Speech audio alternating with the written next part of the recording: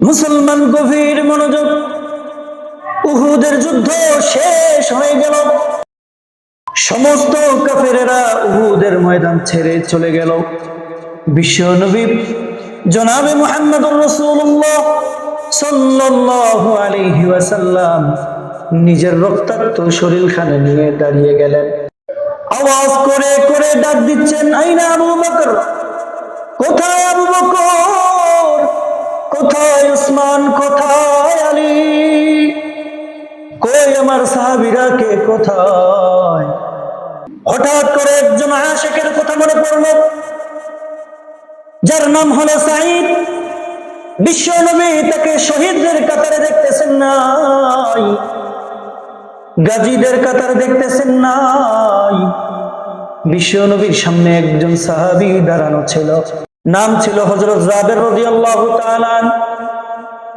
বিশ্ব নবী হযরত জাবের রাদিয়াল্লাহু তাআলা কে ডাক দিয়ে বলে, জাবের এইদিকে আসো।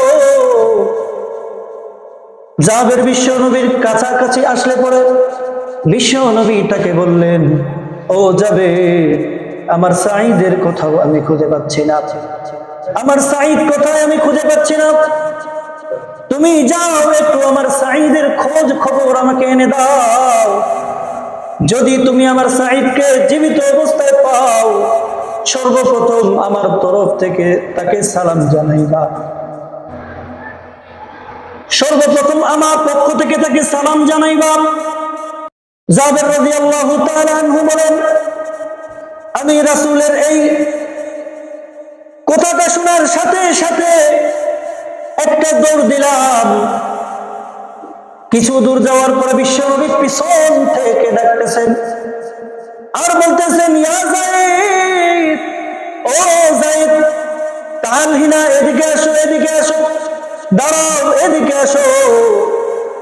হযরত যায়েদ রাদিয়াল্লাহু তাআলা আনহু বলেন, আমি বিশ্বনবীর আবারও কাছাকাছি আসলাম। আসার পরে বিশ্বনবী আমাকে বলতেছে, ও যায়েদ, শুধু সাঈদকে জীবিত অবস্থায় পাইলে শুধু যে সালাম জানাইবা বিষয়টা এমন না, সালামের সাথে সাথে আমার সাঈদকে জিজ্ঞাসা করবা তার কেমন লাগতেছে।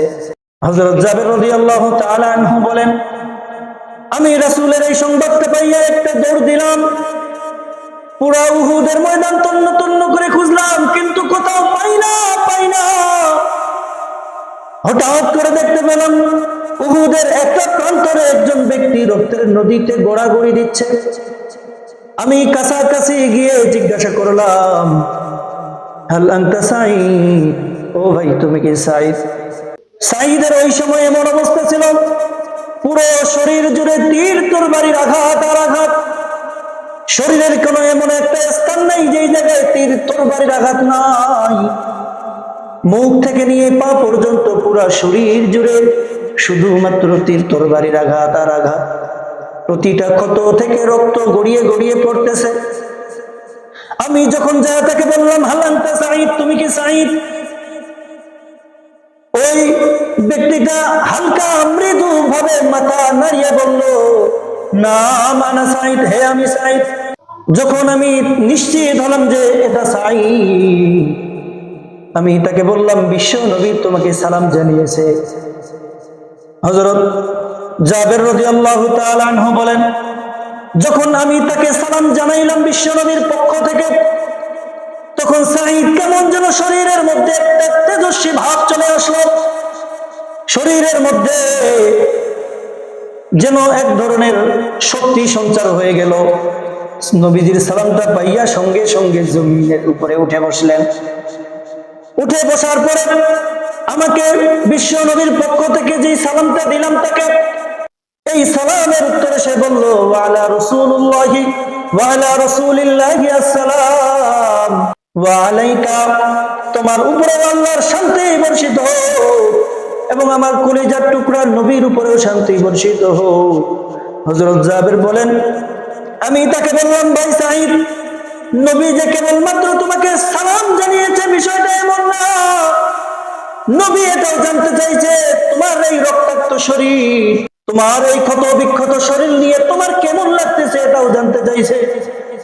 হযরত সাঈদ রাদিয়াল্লাহু তাআলা আনহু এই কথাটা শোনার সঙ্গে সঙ্গে হযরত সাঈদ রাদিয়াল্লাহু তাআলা আনহু বললেন, ভাই জাবির, বিশ্ব নবীকে গিয়ে বলবা, যেই নবীর জন্য নিজের জীবনকে উৎসর্গ করেছি, যেই নবীর জন্য নিজের জীবনকে কুরবান দিয়ে দিয়েছি, সেই নবীকে গিয়ে বলবা, আজকে ওই নবীর জন্য এই রক্ত রঞ্জিত হয়ে গেছি, তীর তরবারির আঘাতগুলো এই শরীরের মধ্যে আমি এই নবীর কারণেই নিয়েছি।